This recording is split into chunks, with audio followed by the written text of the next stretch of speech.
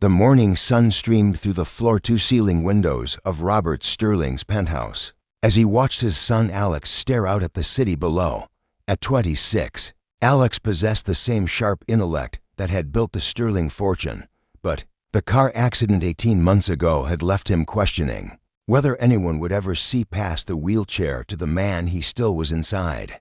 I don't need you to set me up, Dad, Alex said quietly, his fingers drumming against the armrest. I can handle my own dating life.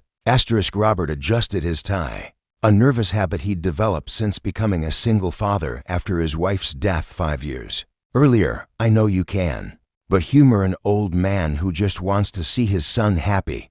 The plan had been forming in Robert's mind for weeks. Through his extensive network, he had quietly arranged for 3 young women to meet what they believed was a successful entrepreneur at an upscale bistro. They knew nothing about Alex's condition, nothing about the wheelchair. Robert wanted to see who they truly were when faced with the unexpected. The bistro was chosen carefully accessible, intimate, with enough space for privacy but public enough to feel safe. Robert had reserved a corner table with a view of the entrance, positioning himself where he could observe while remaining unobtrusive. The first woman to arrive was Stephanie, a sleek marketing executive in her late 20s whose designer heels clicked confidently across the hardwood floor. She scanned the restaurant with the calculating gaze of someone accustomed to getting what she wanted. When her eyes landed on Alex, Robert watched her expression shift from anticipation to confusion to barely concealed disappointment. You're Alex, she asked, her voice carrying a note of disbelief. That's me, Alex replied with a forced smile, gesturing to the chair across from him. Please sit. Stephanie perched on the edge of her seat as if ready to flee at any moment. Throughout their 20-minute conversation, she spoke to Alex with the kind of exaggerated politeness people use with service workers or children. She asked patronizing questions about his condition and repeatedly checked her phone, making little effort to hide her discomfort.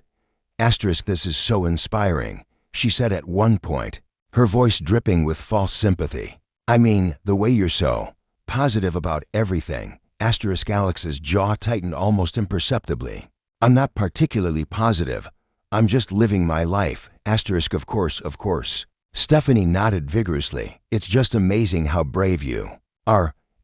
When she excused herself with a transparent lie about an emergency call from work. Alex's shoulders sagged. Robert felt his chest tighten with rage and protective love. The second candidate arrived precisely on schedule. Lauren was a successful attorney, impeccably dressed and carrying herself with the confidence of someone who dominated courtrooms. She assessed Alex with the same analytical approach she likely used on potential witnesses, asking direct questions about his injury, his capabilities, his future prospects. So this is permanent? She asked bluntly. No chance of recovery. The doctors are pretty definitive about that. Alex replied, his voice steady despite the obvious pain the question caused. And you work in tech. That's good, nothing to physical required. She nodded approvingly, as if checking items off a mental list.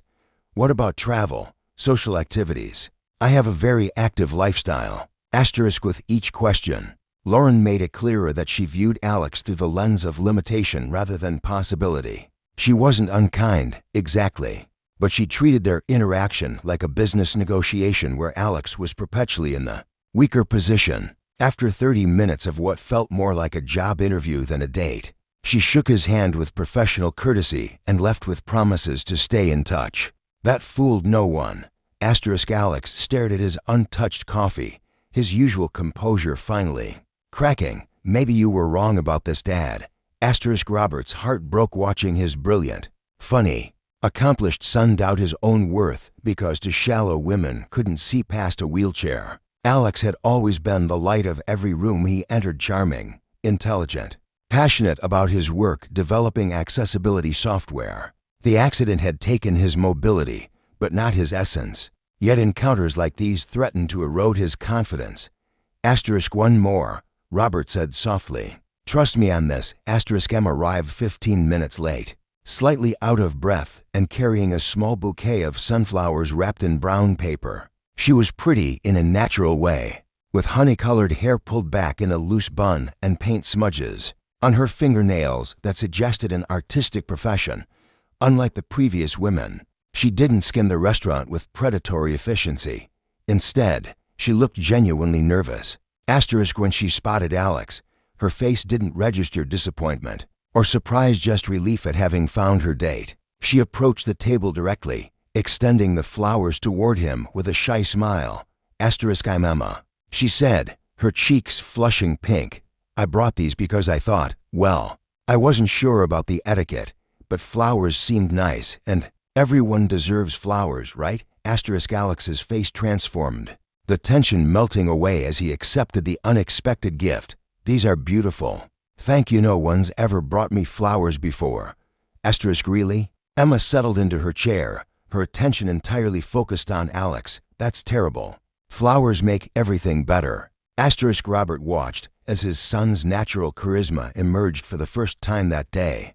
Emma was a children's book illustrator who worked from a cluttered studio apartment filled with plants and half-finished canvases. She listened with genuine fascination as Alex described his latest project, an app designed to crowdsource real-time accessibility information for public spaces. Asterisk that's incredible, she said, leaning forward with interest. I volunteered a program for kids with disabilities, and the parents are always frustrated by how outdated accessibility information is online.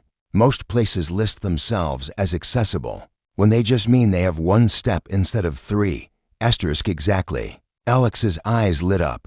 The app would let users rate everything from bathroom accessibility to staff helpfulness, to whether the accessible parking is actually available or taken by people who don't need it. Asterisk Emma nodded enthusiastically. And you could include things like sensory information to lighting levels, noise, crowds. Some of the kids I work with are incredibly sensitive to overstimulation. Asterisk they talked for nearly 2 hours, the conversation flowing effortlessly from work to books to travel dreams. Emma didn't treat Alex like an inspiration or speak to him with the careful tone people reserved for the wounded. She challenged his ideas, shared her own struggles with difficult clients, and laughed at his dry humor with genuine delight.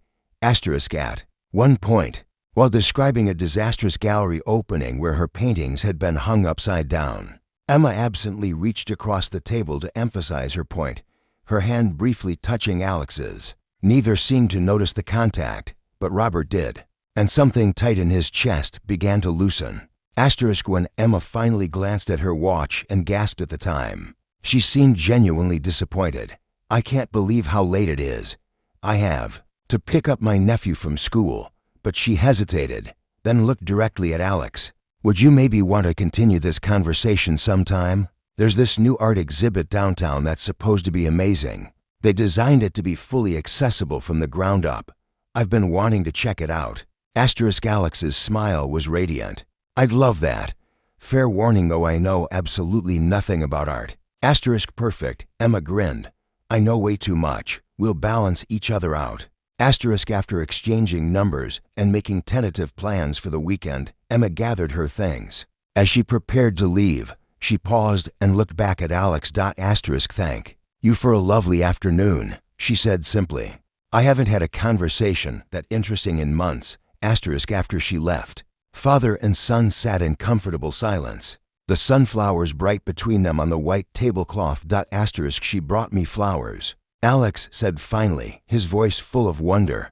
Asterisk Robert nodded, thinking about what that simple gesture represented. In a world that often saw the wheelchair before the person, Emma had approached their meeting with the kind of nervous excitement reserved for someone you hope to impress.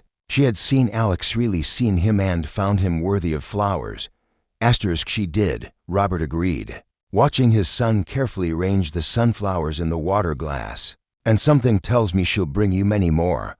Asterisk as they prepared to leave, Alex cradled the bouquet like something precious. The afternoon had reminded Robert that love, when it's real, sees the person first and everything else second. Sometimes the most beautiful gestures come from the most genuine hearts.